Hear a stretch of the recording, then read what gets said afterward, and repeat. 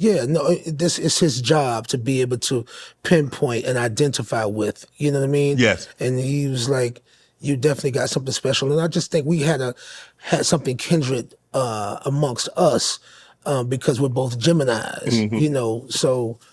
And maybe he took a liking to me like that. And then, but L.A. Reid, I got to just also thank him publicly too, because he took great care of me. When my mother passed, they took care of my mother's, Funeral arrangements, you know what I'm saying? When I got married, I'm saying, like, they took care of my wedding for me, Wow. just on love, So when it was time for me to do my thing, he gave me a Prince deal, a Prince opportunity, the same way that Warner Brothers gave it to him. So people don't really know this, but I wrote and produced my entire first album. Wow. So that's Closet Freak and Getting Grown and all that good stuff. You know what I mean? So Yeah.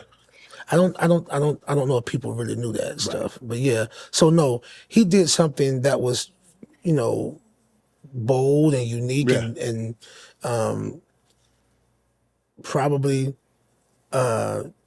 it's just a rare occasion of really believing in something wholeheartedly and giving me the opportunity. So I'm always in his debt as well too. Thank him so much. R&B.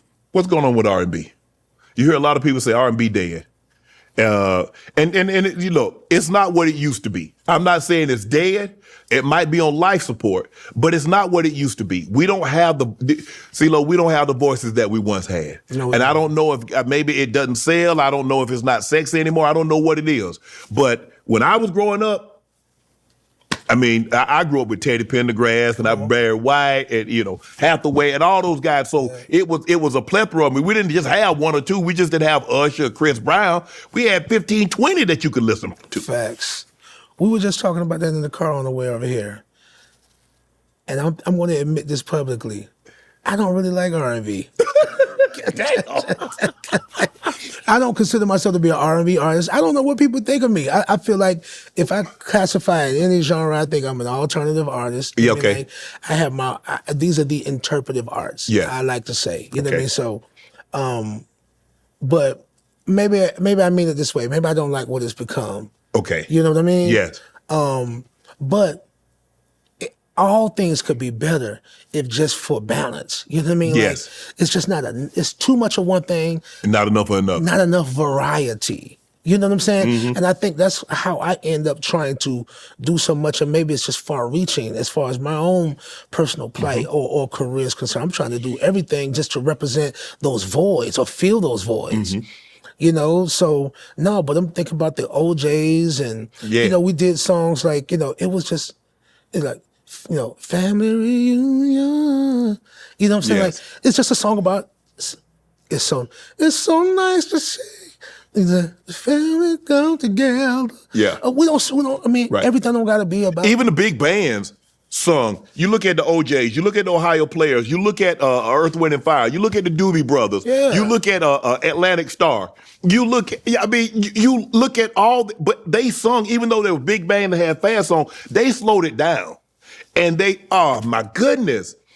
I always get the Atlantic Star, Midnight Star mixed up. Yeah, but Atlantic Star, send for me, right? Send for me. Put a message in the bottle, baby. I'm just a telephone call away. Just a telephone call away. Yeah. That's him.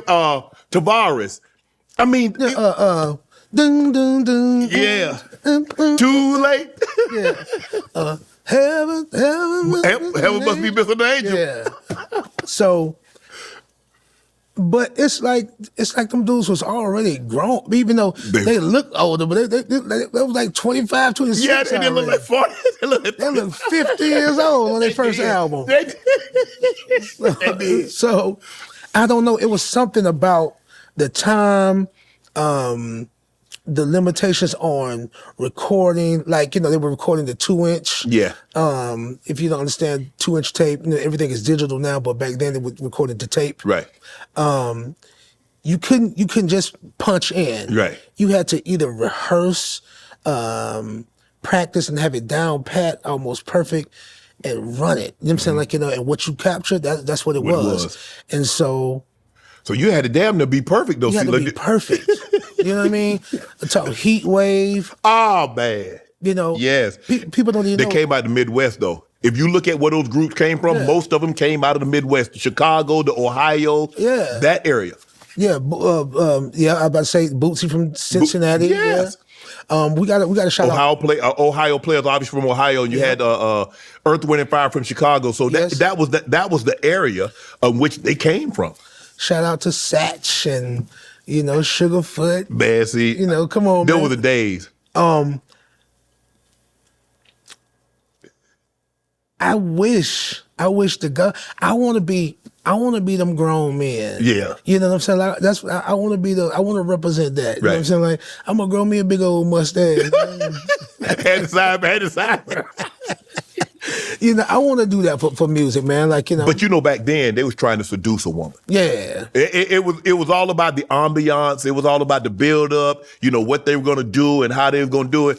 They were just trying. I mean, at the end it was the same because they tried to get you, to this place and be intimate with you. But it just sounded better.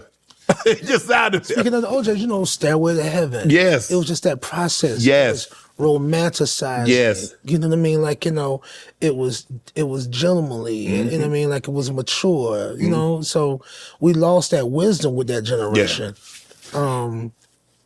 And everybody just want what they want. You know what I mean? Like, Yes. so it's just cut to the chase. But even women can be that way. You know what I'm saying? Like, women can be a lot more aggressive these Yes. days. As you can tell, the whole change in psychology is represented in the music. Well, they said women have dirtier thoughts than men. They Yeah. just do a better job of hiding it. That's a fact. And so, if you try to be too overly romantic, they think you bullshit. Yeah. I talk about, well, you a simp. Yeah. You know what I'm saying? You I'm like, damn.